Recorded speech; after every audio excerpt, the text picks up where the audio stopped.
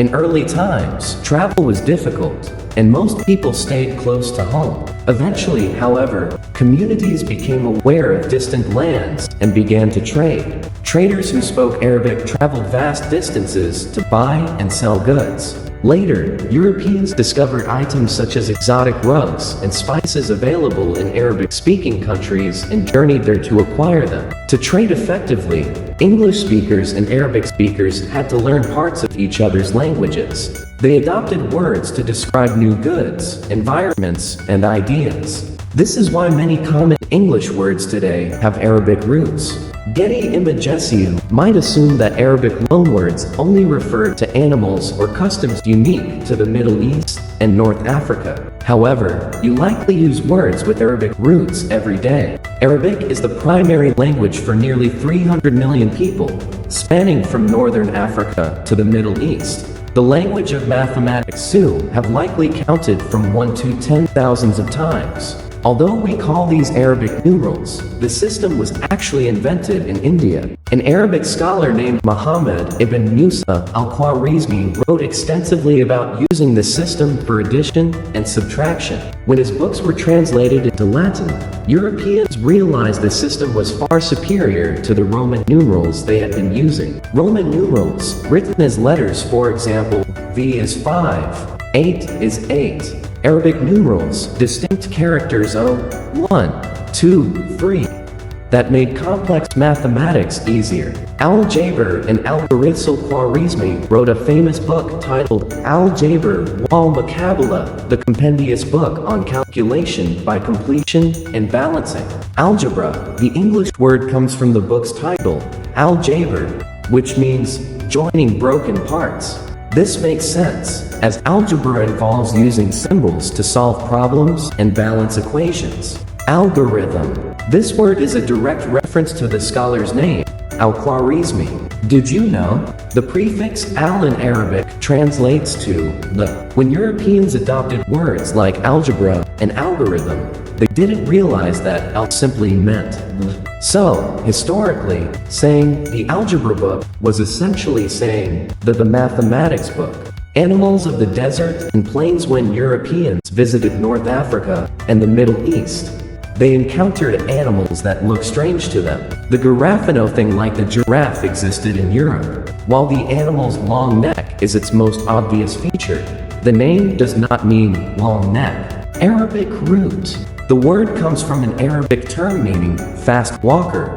Why? In addition to long necks, giraffes have long legs that allow them to move surprisingly quickly. The Kameldi word camel is related to the Arabic word jamala. You might guess this means hump, but it actually describes the animal's function, meaning to bear or carry. Context. This describes how camels are used in the desert to transport people and cargo. The gazelle and gerbil gazelle. Europeans saw hoofed animals similar to their own cattle or sheep, but different. The Arabic word gazelle means wild goat.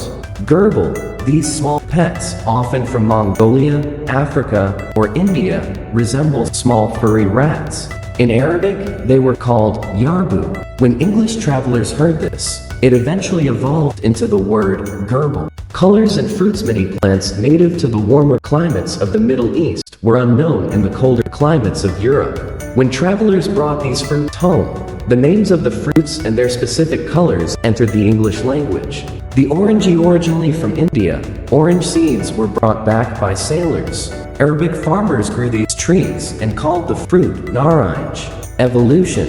When brought to England, naranj became orange. Color. The fruit skin was a color unlike anything else known in Europe at the time. Eventually, the word came to represent both the fruit and the color. Lemons, peaches, and apricots. Lemon. The Arabic word lemon initially referred to both lemons and limes.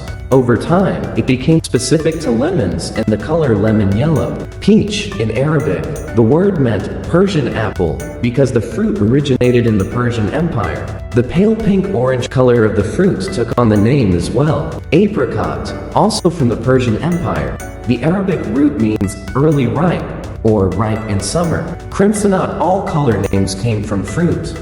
Crimson. This deep red color comes from the Arabic word kirmis, meaning worm produced. Origin. The shells of specific insects kermes were used to dye fabric a deep red. The name of the process became the name of the color. Fabrics and fashion. Centuries ago, traders traveled the Silk Road from the Middle East to China. Cloth was a valuable commodity, and many English fabric names retain their Arabic roots.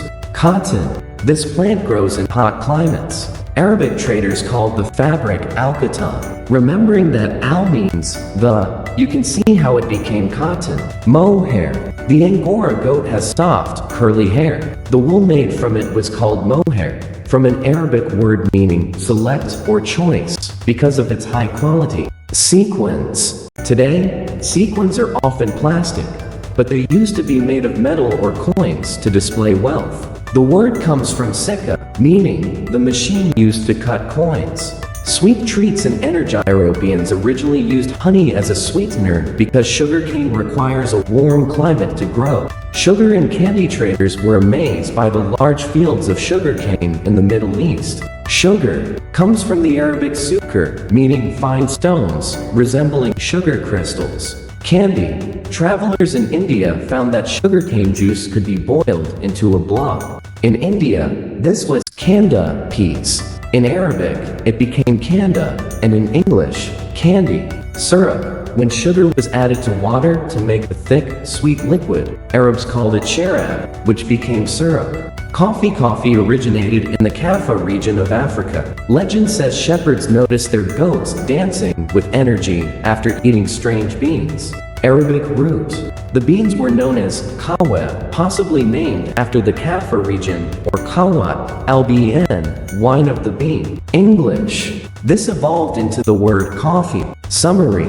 The journey of words. Languages change because people need new words to describe new things. Like people, words travel. When Arabic traders moved through Asia and Africa, they picked up local words and adapted them. When they met Europeans, those words changed again. Understanding a word's history tells you the story of how it traveled around the world to reach you. Glossary of terms. Term definibitar in form of mathematics using symbols to represent numbers. For example, if x plus 1 equals 3, then x equals to dollars.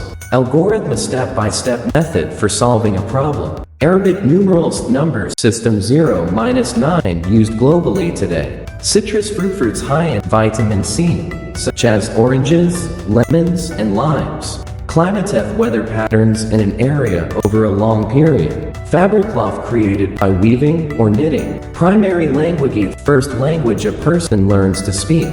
Symbol. A mark or character that stands for something else. Tradeth. Act of buying and selling goods. Student activities. Map the journey. Look at labels on your clothing or food boxes. Find 3 countries where your items were made. Locate these places on a map to trace the journey your things have taken. Animal comparison. Choose one animal mentioned in this text. Giraffe, camel, gazelle. How is it similar to animals you know? How is it different? Color blending. Work with a friend to blend several crayon or paint colors to make a new one. Create a name for your color and explain why you chose it.